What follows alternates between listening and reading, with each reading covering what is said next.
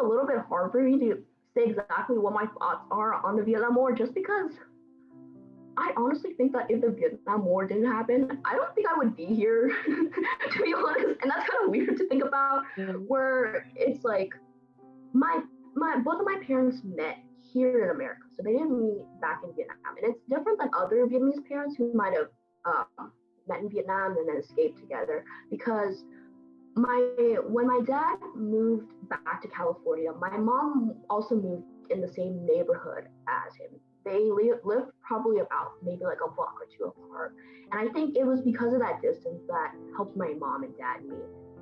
And so it's weird when I look back in a retrospect, because I did ask my mom this question of, had the Vietnam War not happened, what would have happened to us? And she said, well, most likely my family and I would all be back in Vietnam.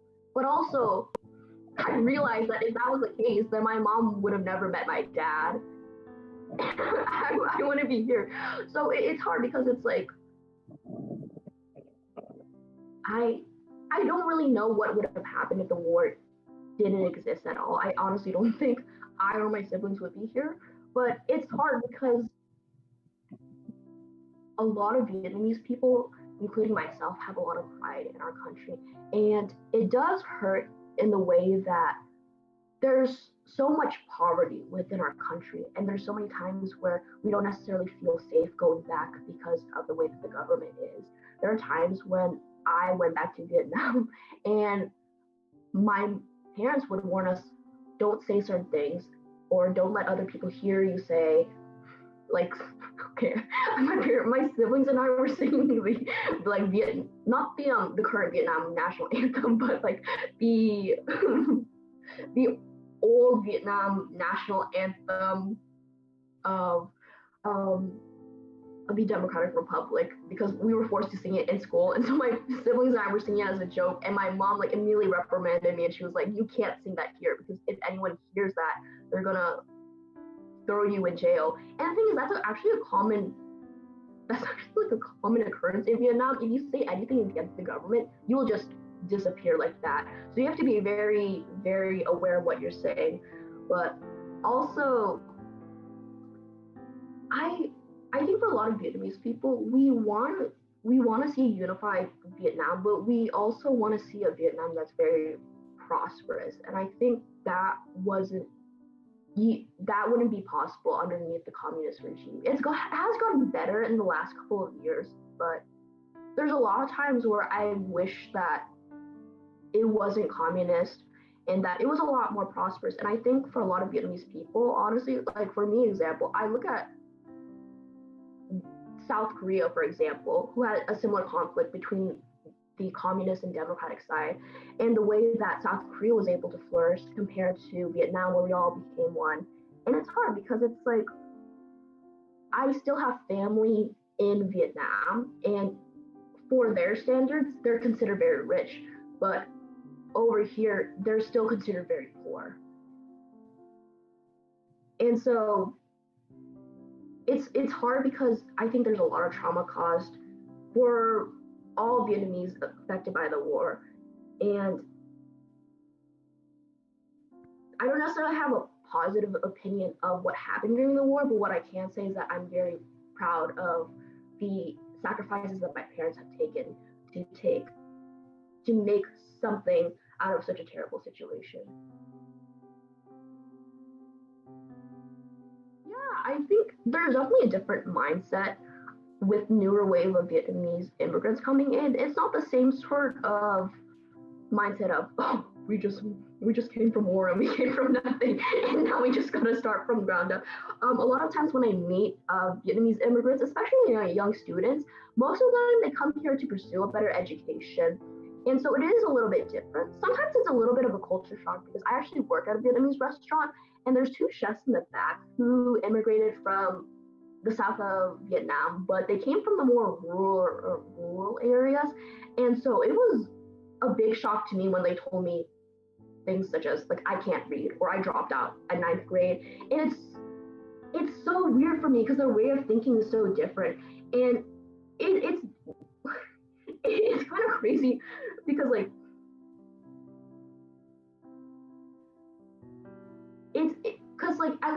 here, it's very, at least like in my opinion, like very easy to get an education. And so to not be able to read, especially like when these chefs are maybe like 30, 40 years old and there's like writing all over, like it's still something that's very hard for me to fathom.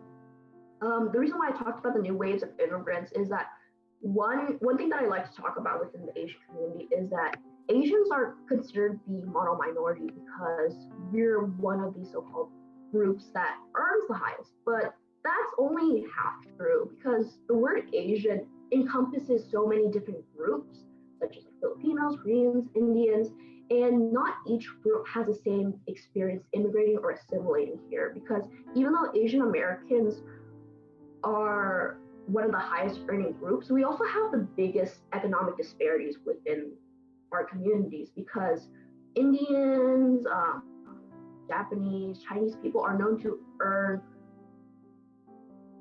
a higher wage compared to the rest of the groups in America. But groups such as Vietnamese, Hmong people, they're known to experience higher poverty rates. I think part of that is due to the difference in our immigration waves, because there's a difference between someone who's immigrating here for a better education because it shows that their family had the financial means for them to send them to a different country and to be able to pay for a tuition that's probably a lot higher than usual compared to Vietnamese refugees who came here out of necessity with nothing. And I think due to a lot of Vietnamese people immigrating from the war, I think that's why we experience a higher poverty rate than other Asian Americans. What would I think the biggest differences between Vietnamese refugees and their American-born children is the culture that they have. And I say that because for a lot of Vietnamese kids, including myself, we have a hard time understanding the way our parents are the way that they are. I think part of it comes from the difference in culture, but also I think it's also a difference in mentality. I think for the longest time, I've always wondered why my parents weren't necessarily as nurturing or as open or as communicative as a lot of my other friends' parents. But I think when I actually look back in retrospect, it's all about a frame of reference because for me, my parents provided me with food, shelter, and education. And that's probably more than their parents were able to afford. And so it's a little bit hard to kind of bridge the gap because a lot of, I guess, differences that I have with my mom comes with our culture. And the more difficult part is that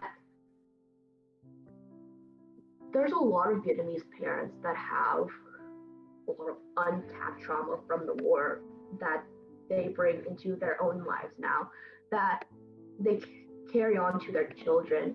And it's things such as like a sort of like scarcity mindset or the idea that, you can't necessarily talk about your feelings because for a lot of Vietnamese parents, well, they went through a whole war. And so things such as like, I'm struggling in school, I don't necessarily have the best friend group, or things that are like, oh, well, I'm having difficulty now, seem like very minute compared to going through an entire war. And so for a lot of Vietnamese kids, from who I've talked to, have a lot of difficulty expressing that to their parents because it's not on the same, it doesn't seem as if it's in the same way. But I do wish that a lot of Vietnamese refugees were able to recognize that it is a different time now and that their children are going through just different circumstances and that they were more open to their children going through certain struggles. I think also vice versa for a lot of Vietnamese children to recognize why their parents are the way that they are. Because for the longest time, I never really understood why my mom was so militant on me until she told me about her grandfather, who, as I mentioned before, was in the military, and she was just as strict on her as she was on me. I think it's just a sign of the generational trauma that happens within the Vietnamese community that I think is getting better as younger Vietnamese people are able to recognize these patterns and stop it. Yeah, I've been wanting to visit Vietnam for such a long time. It's just that because of COVID, it just completely messed up any type of travel whatsoever. For me, I would love to be able to go to Vietnam because it is changing at such a rapid rate. The amount of westernization that's happened, which is a good thing, our economy is still building up, but I also feel as if it's not the same Vietnam as I visited when I was maybe 5 or 6. And so for me, I just want to be able to get closer to my culture, especially because I think for a lot of people that go back to their home country for the first time, it's just this instinctive feeling that I'm where I'm supposed to belong. And for me, it's always been difficult to keep close to my culture, especially because there's so many more things associated with tradition that I just don't necessarily have access to compared to being here in California. And so for me, it's very important to be able to go back and just immerse myself again in my culture and in my